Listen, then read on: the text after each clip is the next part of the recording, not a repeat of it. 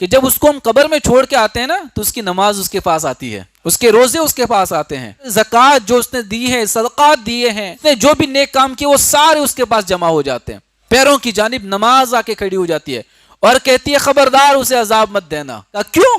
کہا کہ یہی تو وہ پیر ہے جن پیروں پہ کھڑا رہ کر یہ اللہ کی عبادت کیا کرتا تھا، تاکہ اس کی جتنی نیکیاں ہیں وہ چاروں طرف سے آئے گی اور اس کے جسم کو بچائے گی عذاب سے، پھر اس کے لیے جہاں تک اس کی نگاہ پہنچے گی اس کی قبر کو کھول دیا جائے گا۔ اگر آج دفن ہوا ہے اور آج وہ جنت کی قندیل لگا دی گئی، اگر قیامت 1000 سال کے بعد آئے گی تو 1000 سال تک روشنی روشنی رہے گی، اگرچہ اس قبر کا نام و نشان مٹ جائے، اگرچہ اس قبر کے اوپر گھاس اگ جائیں، اگرچہ اس قبر کے اوپر پیڑ پودے لگ جائیں، لوگ بھول بھی جائے کہ یہاں کوئی قبر تھی، لیکن یاد رکھنا اندر کے حالات جدا گانا ہوں گے۔ آپ کی قبر سے ہمیشہ مشک کی بھینی بھینی خوشبو آتی رہتی ہے، اس کی وجہ کیا ہے؟ تو آپ نے فرمایا یہ تلاوت قرآن اور روزے کی برکت ہے۔ میرے آقا نے فرمایا ہے کہ جس نے مسجدوں میں روشنی کا انتظام کیا اللہ اس کی قبر میں بھی روشنی پیدا فرمائے گا۔ یہاں اجالے کرو گے تو قبر میں روشنی پیدا ہو جائے گی، یہاں خوشبو لگا دو گے تو اللہ تعالیٰ قبر میں اور جنت میں خوشبو عطا فرمائے گا۔ اس کے لیے 2 فرشتے مقرر کیے جائیں گے جو قیامت تک اس کی قبر میں روزانہ اس کی خبر لینے آیا کریں گے۔ دنیا میں کوئی بیمار پڑا ہے 10 منٹ بیٹھ کے خبر پوچھ لیا کرو اس کی، اس نیت سے کہ قبر میں تنہا رہیں گے، کوئی نہیں آئے گا، اللہ کے 2 فرشتے آ کے تو خبر لیا کریں گے۔ پیارے آقا صلی اللہ تعالی علیہ وسلم کے پیارے دیوانوں، کتاب ایھا الولد سے پچھلے کئی اجتماع سے ہم لوگ کچھ نصیحت کی باتیں سن رہے ہیں۔ پچھلے اجتماع میں نے حضرت سیدنا شقیق بلخی رحمۃ اللہ تعالی علیہ کے جو شاگرد تھے حضرت حاتم اصم رحمۃ اللہ تعالی علیہ، جنہوں نے شقیق بلخی کی بارگاہ میں 30 سال تک علم دین حاصل کیا۔ پھر جب استاذ نے پوچھا کہ 30 سال میں کیا سیکھے تو آپ نے عرض کیا کہ حضور میں نے جو علم آپ سے حاصل کیا 30 سال کے اندر، میں نے اس میں سے 8 فوائد حاصل کیے، میں نے اس علم کے 8 فوائد حاصل کیے ہیں۔ تو اس میں جو پہلی بات میں نے آپ کے سامنے پیش کی تھی، اب اس کو ذرا یاد کرنے کی کوشش کریں گے تو اس وقت حضرت حاتم اصم رحمۃ اللہ تعالی علیہ نے کہا تھا کہ حضور میں نے جو علم آپ سے سیکھا اس کا پہلا فائدہ جو میں نے سیکھا، جو مجھے ملا، جو مجھے حاصل ہوا، وہ یہ ہے کہ میں نے پوری دنیا کے اندر تمام لوگوں کو بہت غور کے ساتھ، بڑے غور سے میں نے لوگوں کو دیکھا تو میں نے یہ محسوس کیا کہ ہر شخص، ہر فرد کسی نہ کسی سے محبت کرتا ہے،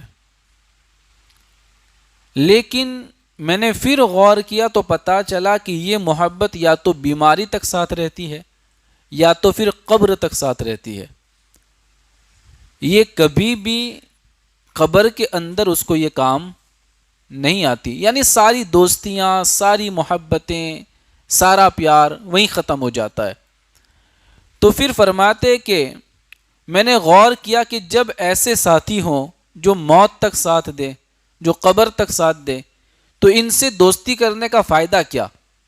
دوست تو ایسا ہونا چاہیے جو قبر میں بھی کام آئے، دوست تو ایسا ہونا چاہیے جو قبر میں بھی ساتھ دے اور مشکل وقت میں ہمارا ساتھ دے کر قبر کے اندر جب کوئی نہ ہو تو ہمیں انسیت دے، ہم سے محبت کرے، ہمارے دل کو بہلائے، ہمیں سکون عطا کرے۔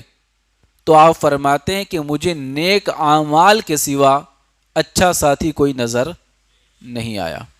یہ پہلی بات تھی جو حضرت حاتم اصم رحمۃ اللہ تعالی علیہ نے بیان فرمائی۔ میں اسی بات کو کنٹینیو کر رہا ہوں، حالانکہ یہ آپ نے اتنی بات فرما دی نا، میں اس کے آگے بات کو لے کر چل رہا ہوں۔ 8 فوائد ہیں انہوں نے جو سیکھے، میں نے یہ پہلے فائدے پر بات کرنی ہے، ابھی دوسرے فائدے بعد میں انشاءاللہ دیکھیں گے وقت ملے گا تو۔ مصطفیٰ کریم کے دیوانوں،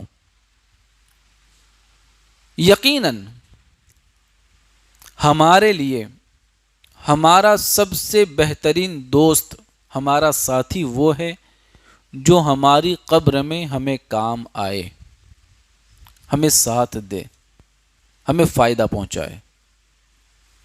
ورنہ ہم دیکھتے ہیں نا، قبر تک صرف ہمارے دوست احباب اور رشتہ دار آتے ہیں،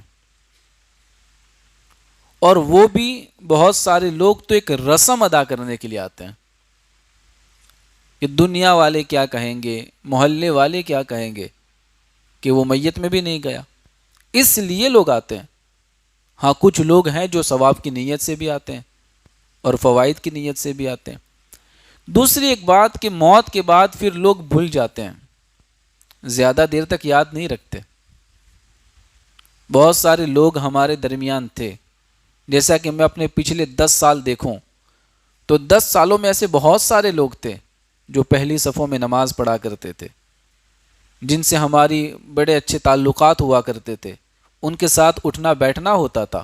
آج وہ نہیں ہے دنیا میں، لیکن ان کو کوئی دنیا میں زیادہ یاد بھی نہیں کرتا۔ ہاں کوئی بات نکل آئی تو یاد کر لیا، ورنہ خاص طور پر لوگ انہیں یاد نہیں کرتے۔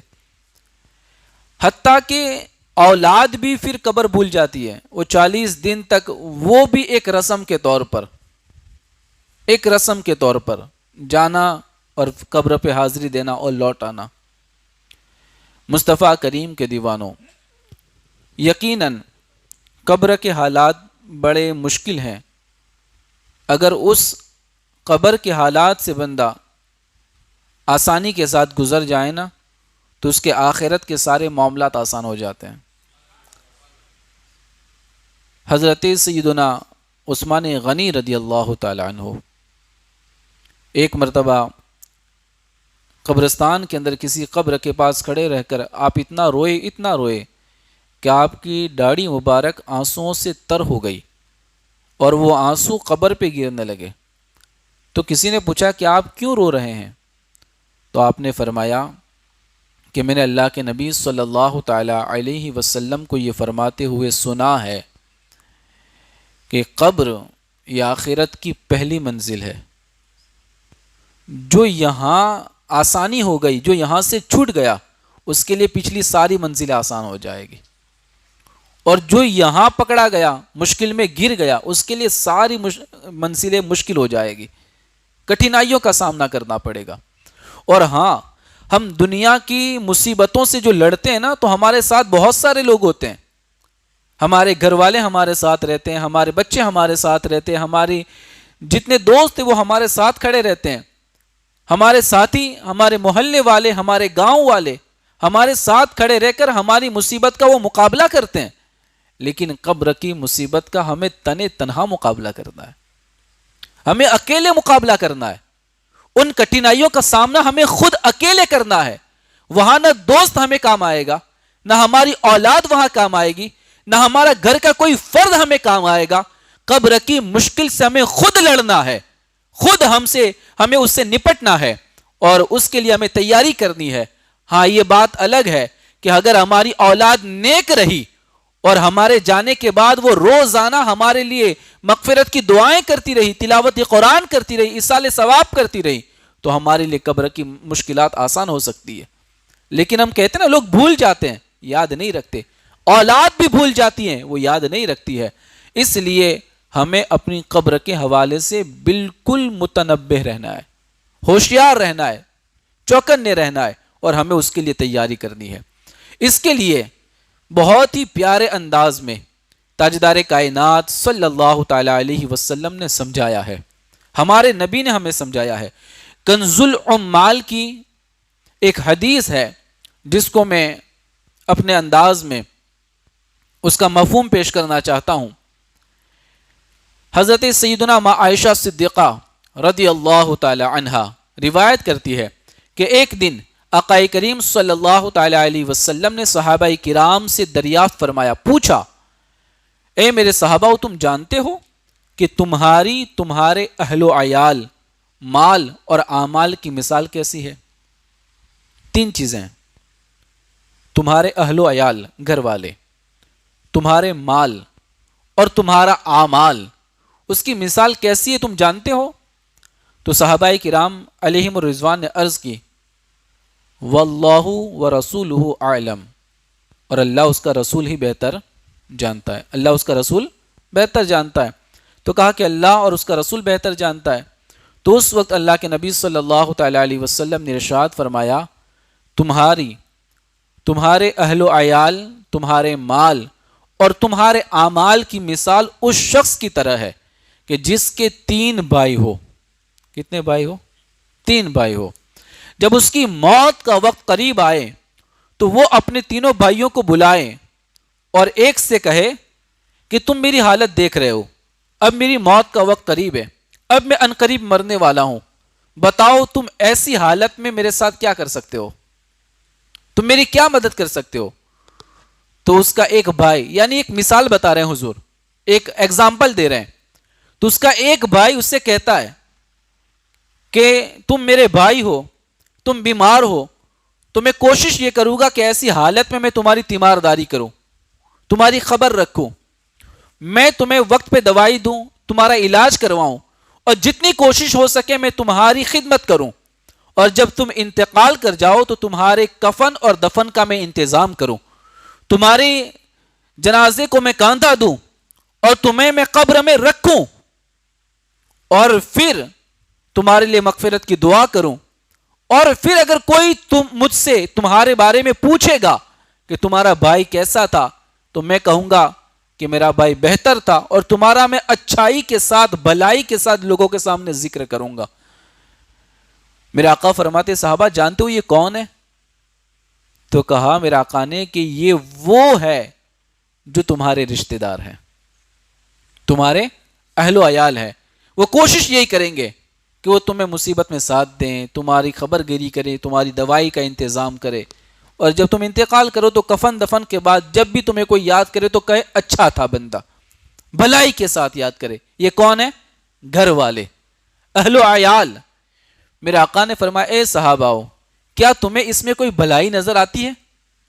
تو صحابہ نے کہا حضور ہمیں اس میں کوئی بھلائی نظر نہیں آتی، کوئی بھلائی نہیں، بس قبر تک ہی ہے، پھر سب بھول جائیں گے، یاد کریں گے تو اچھے تھے بس اتنا کہہ دیں گے۔ پھر میرے آقا نے فرمایا دوسرے بھائی کو وہ بلائے گا اور کہے گا کہ دیکھ میری یہ حالت ہے، بیماری کے عالم میں ہوں، میں عنقریب مر جاؤں گا، تو ایسی سچویشن کے اندر تو میرے ساتھ کیا معاملہ کرے گا؟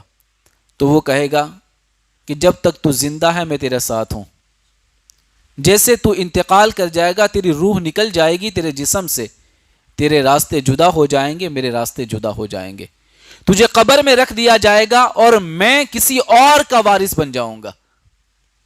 میرے آقا نے فرمایا صحابہ جانتے ہو یہ کون؟ صحابہ نے کہا حضور آپ بہتر جانتے ہیں۔ میرے آقا نے فرمایا یہ اس کا مال ہے، یہ اس کا مال ہے، وہی دولت، وہی مال جس کو جمع کرنے میں بڑی کوشش کی، بڑی محنت کی، لیکن موت کے وقت مال کیا کہے گا؟ تیرا راستہ جدا ہے، میرا راستہ جدا ہے، اب میں کسی اور کا وارث بن جاؤں گا، اب میں کسی اور کے ہاتھوں میں چلا جاؤں گا، بات ختم۔ میرے آقا نے فرمایا صحابہ تمہیں اس میں کوئی بھلائی نظر آئی؟ صحابہ نے کہا حضور ہمیں اس میں کوئی بھلائی نظر نہیں آئی۔ میرے آقا صلی اللہ علیہ وسلم فرماتے پھر تیسرے بھائی کو وہ بلائے گا، ایگزامپل دے رہے ہیں نا، سمجھا رہے ہیں، تیسرے بھائی کو وہ بلائے گا کہ دیکھ دو نے تو یہ جواب دیے ہیں، تو کیا کہتا ہے میرے بارے میں؟ وہ کہتا ہے تو فکر نہ کر، تو قبر میں جائے گا تو میں قبر میں ساتھ آؤں گا، تو میدان محشر میں کھڑا رہے گا تو میں وہاں تیرے ساتھ آؤں گا، جب تیرے اعمال کا وزن کیا جائے گا تو میں تیری نیکیوں کے پلڑے کو بھاری کر دوں گا۔ میرے آقا نے فرمایا صحابہ جانتے ہو یہ کون ہوگا؟ صحابہ نے کہا حضور آپ بہتر جانتے ہیں۔ میرے آقا نے فرمایا یہ اس بندے کا نیک عمل ہوگا، اس بندے کی نیکیاں ہوگی جو اسے قبر میں بھی ساتھ آئے گی، میدان محشر میں بھی رہے گی، اور جب اس کے اعمال کا وزن کیا جائے گا تو اس کی نیکیوں کا پلڑا بھاری ہو جائے گا۔ میرے آقا نے فرمایا کیا تمہیں اس میں بھلائی نظر آئی ہے؟ تو اس وقت صحابہ کرام علیہم الرضوان حضور کی بارگاہ میں عرض کرتے یا رسول اللہ یقیناً بھلائی تو ساری اسی میں ہے، ساری بھلائی اسی میں ہے، وہ تو دنیا میں ساتھ چھوڑ دیں گے، وہ قبر تک ساتھ آئیں گے، اور یہ اکیلا ہے جو قبر میں کام آئے گا. تو میرے آقا صلی اللہ تعالی علیہ وسلم نے فرمایا الامر ہاکذا، یہی حقیقت ہے. کیا فرمایا؟ یہی حقیقت ہے. سب دنیا میں ساتھ چھوڑ دیتے ہیں، انسان کی نیکیاں اسے قبر میں کام آتی ہے، اس سے قبر میں کام آتی ہے. یقین جانیں، جہاں ہمیں ہمارا سگا بیٹا کام نہیں آئے گا نا، ہمیں تنہائی میں بیٹھ کے درود پڑا ہوا کام آئے گا. ہمیں قبر میں ہمارا سگا بیٹا کام نہیں آئے گا، لیکن جس پیشانی کو ہم نے اپنے رب کی بارگاہ میں جھکایا ہوگا وہ سجدہ قبر میں کام آئے گا. آگے میں آپ کو اسی بات کو آگے اور سمجھانے کی کوشش کروں. آقا کریم صلی اللہ تعالی علیہ وسلم نے اس کو کتنے پیارے انداز میں سمجھایا ہے. آج ہمیں نیکیوں کی قدر ہو یا نہ ہو، ہم نے جو ابھی عشاء پڑھی نا، یہ کتنی قیمتی ہے ہمیں پتہ نہیں کتنی قیمتی ہے. ہم بیٹھ کر یہ تسبیح کے دانے جو پڑھ لیتے ہیں نا، 33 بار سبحان اللہ پڑھ لیا، 33 بار الحمدللہ پڑھ لیا، 34 بار اللہ اکبر پڑھ لیا، ہم پڑھ کے رکھ دیتے ہیں، ہمیں اس کی اہمیت پتہ نہیں. قسم خدا کی ایک ایک لفظ قیامت کے دن نیکیاں جو ہوگی اس کی جو فوائد ہوں گے اتنے زیادہ ہوں گے کہ اس کا اندازہ بھی ہم نہیں لگا سکتے. اس سے جو برکتیں حاصل ہوگی نا، اس کا اندازہ ہم نہیں لگا سکتے. کیونکہ قیامت کے دن کوئی سکہ نہیں چلے گا، صرف نیکیاں چلنے والی ہے، صرف نیک اعمال چلنے والے، وہاں کچھ نہیں چلنے والا. آپ قبر میں جب جائیں گے، ہم سب کو قبر میں جانا ہے، ہم جب قبر میں جائیں گے حالات کیا ہوں گے، یہ بھی حدیث مبارکہ کی روشنی میں سمجھنے کی کوشش کریں. یہ بھی مکاشفۃ القلوب کے اندر موجود ہے. حضرت سیدنا کعب رضی اللہ تعالیٰ عنہ سے روایت ہے کہ جب نیک آدمی کو قبر میں رکھا جاتا ہے تو اس کے اعمال صالحہ، نماز، روزہ، حج، جہاد، صدقات وغیرہ اس کے پاس جمع ہو جاتے ہیں، اس کے پاس جمع ہو جاتے ہیں. جب نیک بندے کو قبر میں رکھا جاتا ہے، ہم تو قبر میں کیا رکھے آئے تھے؟ اسے تنہا چھوڑ کے آئے تھے، اکیلا چھوڑ کے آئے تھے. اس کے کفن کے بند بھی ہم نے کھول دیے تھے، اکیلا چھوڑ کے آئے تھے. لیکن یہ روایت میں ہے کہ جب اس کو ہم قبر میں چھوڑ کے آتے ہیں نا، تو اس کی نماز اس کے پاس آتی ہے، اس کے روزے اس کے پاس آتے ہیں، اس کا زکوٰۃ جو اس نے دی ہے، صدقات دیے ہیں، اس نے جو بھی نیک کام کیے وہ سارے اس کے پاس جمع ہو جاتے ہیں، سب قبر میں آ جاتے ہیں. پھر کیا ہوتا ہے؟ جب عذاب کے فرشتے اس کے پیروں کی طرف سے آتے ہیں عذاب دینے کے لیے، کیونکہ ظاہر سی بات ہے، ہم جہاں نماز پڑھتے ہیں وہاں گناہ بھی تو ہم کیے ہیں، خطائیں بھی ہماری، گناہ بھی ہمارے. تو جب ہم قبر میں ہوتے ہیں، لیٹے ہوتے ہیں، تو پیروں کی طرف سے عذاب کے فرشتے آتے ہیں عذاب دینے کے لیے. تو اسی وقت نماز وہاں پہ آ کے کھڑی ہو جاتی ہے، پیروں کی جانب نماز آ کے کھڑی ہو جاتی ہے اور کہتی ہے خبردار اسے عذاب مت دینا. اے سبحان اللہ. یہ مکاشفۃ القلوب کے حوالے سے میں آپ کو سنا رہا ہوں. اسے عذاب مت دینا. کہا کیوں؟ کہا کہ یہی تو وہ پیر ہے جن پیروں پہ کھڑا رہ کر یہ اللہ کی عبادت کیا کرتا تھا. نماز اس کے پیروں سے اسے عذاب نہیں دینے دے گی. پھر عذاب کے فرشتے سر کی طرف سے آئیں گے کہ چلو پیروں سے تو روک دیا گیا، سر کی طرف سے اسے عذاب دے. جیسے اس کے سر کی طرف سے عذاب دینا چاہیں گے تو اس وقت اس کا روزہ آ کے کھڑا ہو جائے گا اور کہیں گے خبردار اسے عذاب نہ دینا. یہ وہ شخص ہے جس نے اللہ کی رضا کے لیے اپنے آپ کو بھوکا اور پیاسا رکھا ہے، اللہ کو خوش کرنے کے لیے اپنے آپ کو بھوک اور پیاس کی شدت میں اس نے ڈالا ہے، اس نے تکلیفیں برداشت کی ہے اور اللہ کو خوش کرنے کے لیے روزہ رکھا ہے. عذاب مت دینا. وہاں سے بھی عذاب کے فرشتے ہٹ جاتے ہیں، ہٹ جائیں گے. کون بچا رہا ہے؟ نماز بچا رہی ہے، روزہ بچا رہا ہے. پھر عذاب کے فرشتے آئیں گے اس کے ایک ہاتھ کی طرف سے، جب اسے عذاب دینا چاہیں گے تو اس وقت حج آ جائے گا. اگر حج فرض ہے اور حج کیا ہے تو حج اس کو بچا لے گا. دوسرے ہاتھوں کی طرف سے آئیں گے تو اس وقت صدقات، خیرات، زکوٰۃ جو اس نے اپنے ہاتھوں سے نکالی ہے وہ آ کے کہے گی ان ہاتھوں سے تو اس نے غریبوں کی مدد کی ہے، ان ہاتھوں سے اس نے زکاتیں دی ہے، ان ہاتھوں سے اس نے صدقات نکالے ہیں، تم اسے عذاب نہیں دے سکتے. حتیٰ کہ اس کی جتنی نیکیاں ہیں وہ چاروں طرف سے آئے گی اور اس کے جسم کو بچائے گی عذاب سے. وہ روکے گی عذاب سے. اور آخر کار جب وہ فرشتے چاروں طرف گھوم لیں گے عذاب دینے کے لیے، لیکن کسی بھی طریقے سے ان کو عذاب دینے کا موقع نہیں ملے گا، تو اس وقت وہ فرشتے کہیں گے کہ تیری زندگی اور موت دونوں بہترین ہے. تیری زندگی بھی بہترین ہے، تیری موت بھی بہترین ہے. اور رحمت کے فرشتے اس کی قبر میں جنت کا بچھونا لے کر آئیں گے، پھر جنت سے بچھونا لے کر آئیں گے اور اس کو بچھایا جائے گا اور پھر اس کو اس بچھونے پر لٹایا جائے گا. یاد رکھنا، دنیا کے اندر بڑے سے بڑا بادشاہ جس بچھونے پر نہیں بیٹھا ہوگا، اس بچھونے پر اس جنتی بندے کو لٹایا جائے گا. اس لیے کہ دنیا کی نعمتیں دنیا کے اعتبار سے ملتی ہے، اور جنت کی نعمتیں تو اللہ تعالیٰ اپنی شان کے مطابق عطا فرماتا ہے. اس عظیم بچھونے پر، جنت کے بچھونے پر قبر کے اندر اس بندے کو لٹایا جائے گا. اس کے لیے جنتی لباس لایا جائے گا. اب وہ نہیں 45 روپے والا کفن، وہ نہیں ہے. اب وہ 50 روپے میٹر والا کفن نہیں. اب جب اس کی نماز نے اس کو بچایا، اس کے روزوں نے اس کو بچایا، اس کے صدقات اور خیرات نے اس کو بچایا، تو پھر جنت سے باقاعدہ اس کے لیے ایک عظیم الشان جوڑا لایا جائے گا. کتنا قیمتی جوڑا جو جنت سے اس کے لیے لایا جائے گا اور اس کو پہنایا جائے گا. اور پھر اس کے لیے جہاں تک اس کی نگاہ پہنچے گی اس کی قبر کو کھول دیا جائے گا.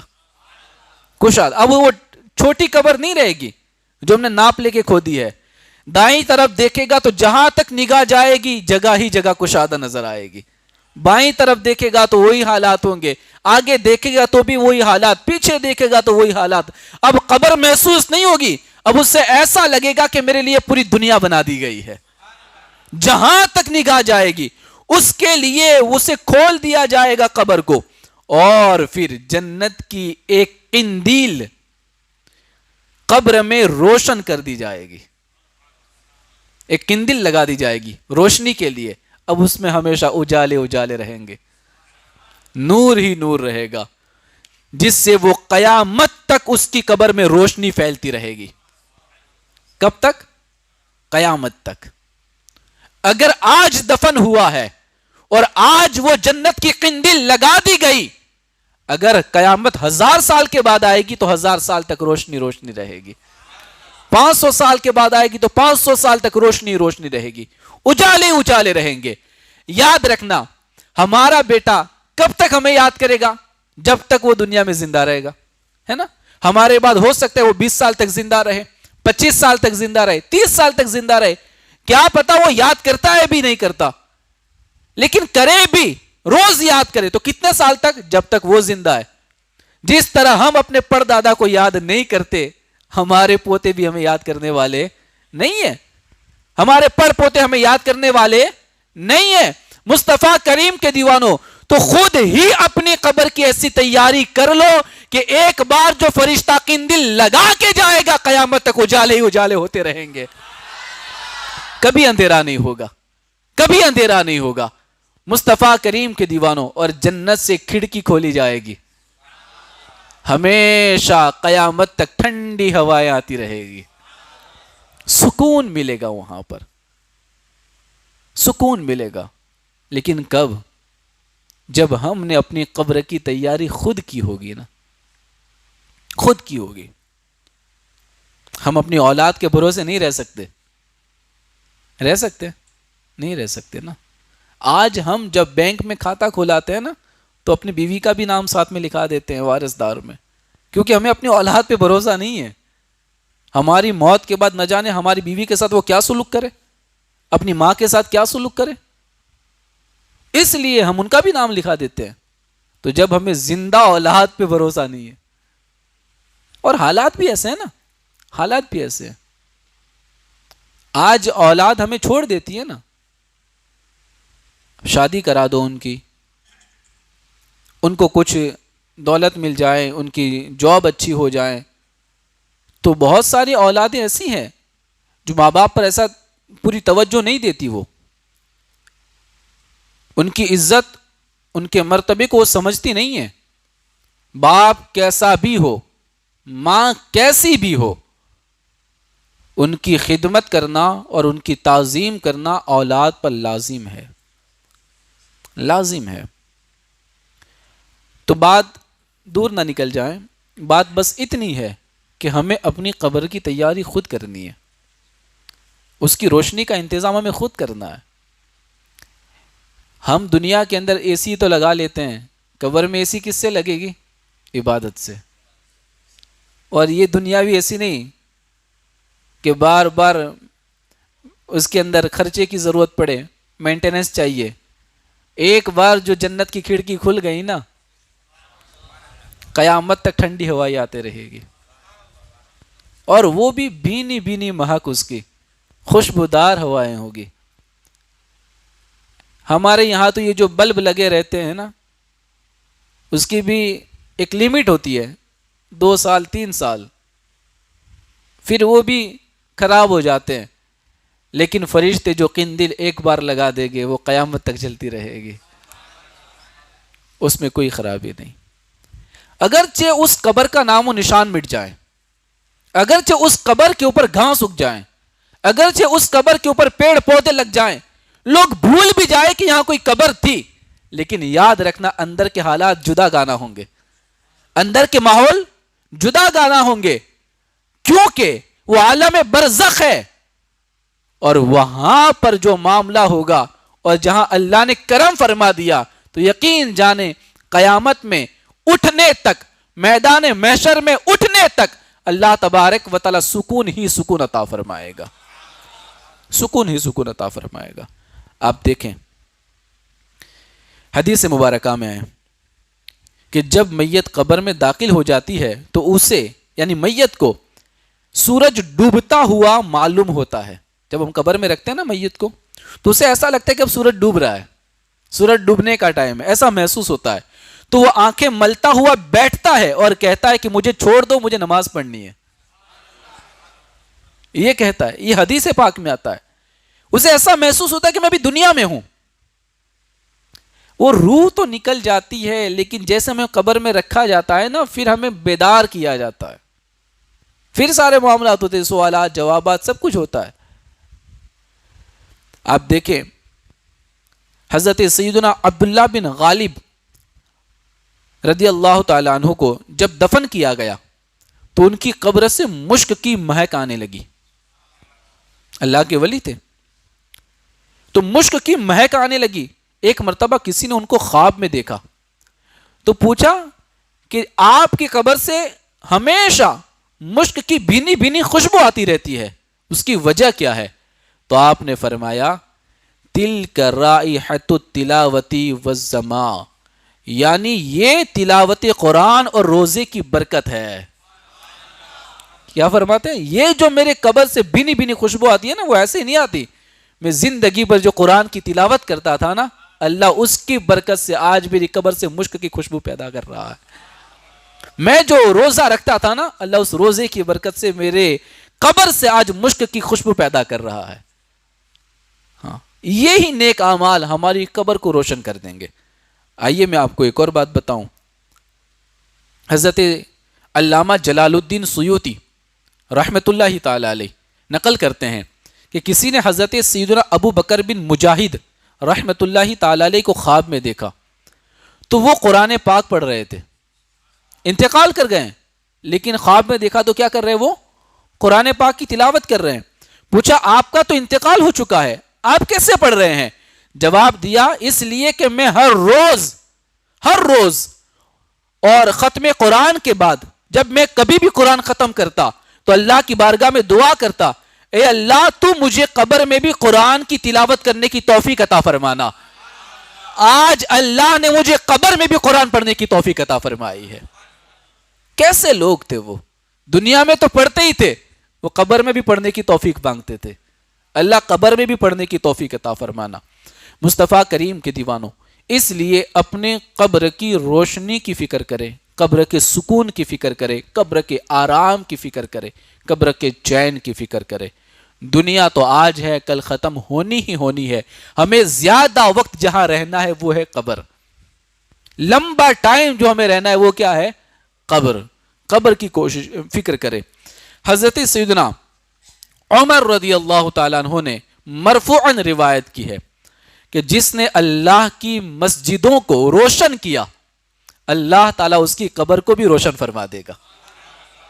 یہ جو مسجدوں میں خدمت کرتے ہیں نا، بہت سارے لوگ ہیں ہمارے الحمدللہ سب فی سبیل اللہ کام کرتے ہیں، دوڑتے رہتے ہیں، کبھی چٹائیوں کی صفائی کرتے ہیں، کبھی جھاڑو لگا دیتے ہیں، کبھی پنکھے صاف کر دیتے ہیں، کبھی کچرا نکال دیتے ہیں.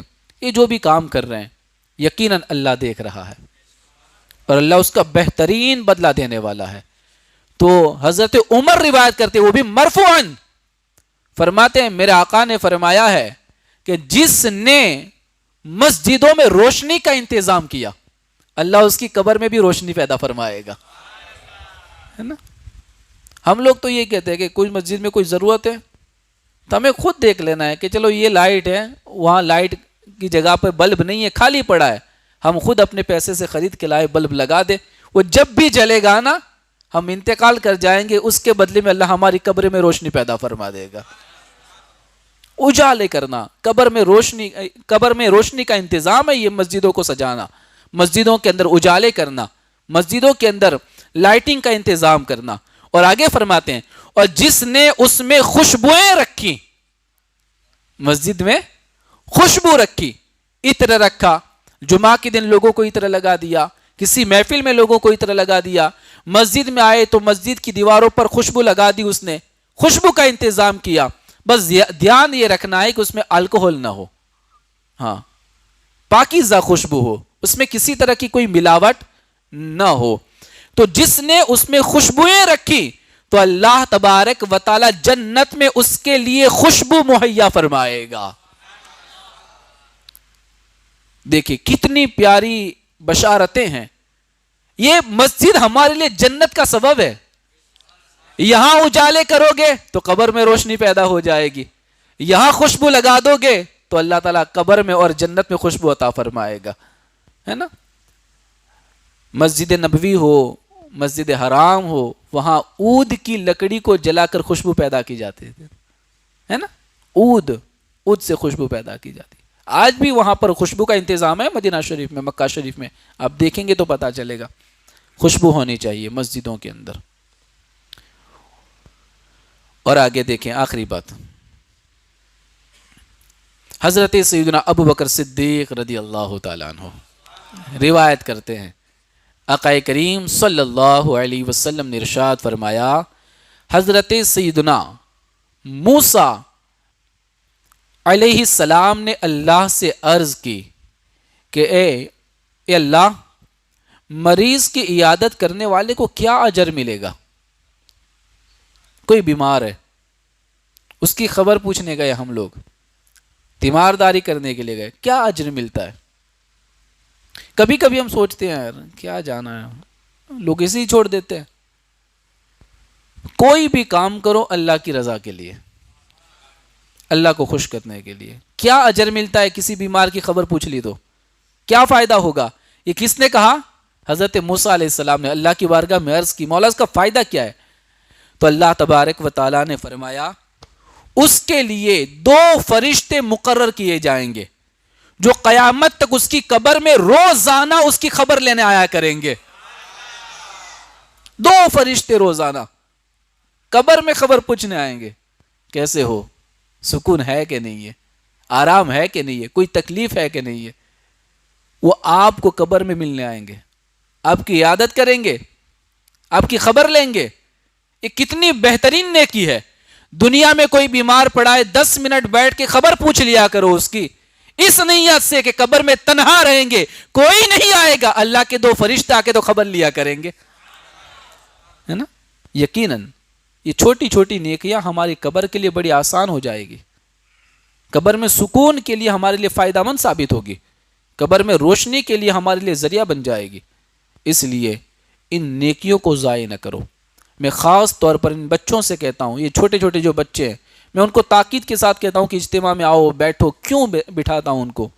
اسی لیے بٹھاتا ہوں آج یہ باتیں ان کے ذہنوں میں اتر گئی اور آج ان کو عمل کا شوق پیدا ہوا، آج ان کے دل نیکیوں کی طرف مائل ہو گئے. قسم خدا کی ان کی دنیا تو سنور ہی جائے گی ان کی آخرت بھی سنور جائے گی. اور بچپن میں جو دماغ ہوتا ہے نا وہ بالکل کورا رہتا ہے.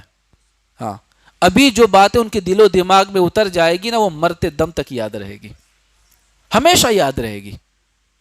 دوستو یہ نمازیں ہمیں کیا دے گی؟ تو یہ نمازیں ہمیں اپنی قبر میں عذاب کے فرشتوں سے بچائے گی. یہ روزہ ہمیں کیا دے گا؟ قبر کے اندر یہ روزہ عذاب کے فرشتوں کو دور کرے گا اور ہمیں عذاب سے بچائے گا. یہ صدقات, یہ نیکیاں, یہ جو بھی ہم کر رہے ہیں نا, یقیناً ہماری قبر میں آرام کا سبب بنے گا, سکون کا سبب بنے گا, راحت کا سبب بنے گا. اس لیے ان نیکیوں سے کبھی بھی آپ دور نہ رہو, جتنا ہو سکے نیکیاں کرتے رہو. جتنی نیکیاں زیادہ ہوگی قبر میں سکون اتنا زیادہ ہوگا, آرام اتنا زیادہ ہوگا. ہمیں تو فکر ہی قبر کی ہے, ہمیں تو پتا ہے کہ کب آنکھ بند ہو جائے اس کا کوئی پتا نہیں, کوئی بھروسہ نہیں. لیکن اتنا ضرور ہے کہ ہمیں میدان محشر میں کھڑے ہونے تک ہمیں قبر ہی میں رہنا ہے, قبر ہی میں رہنا ہے. تو ہم اسی کی فکر کریں, اسی کی تیاری کریں, اسی کے تعلق سے سوچیں اور اپنی زندگی کو بہتر بنانے کی کوشش کریں. بس بات یہیں پر ختم کریں گے. اللہ سے دعا کریں گے اللہ تعالی ہمیں اس پر عمل کی توفیق عطا فرمائے, اور اللہ تبارک و تعالی اس پیغام کو دوسرے لوگوں تک پہنچانے کی توفیق عطا فرمائے.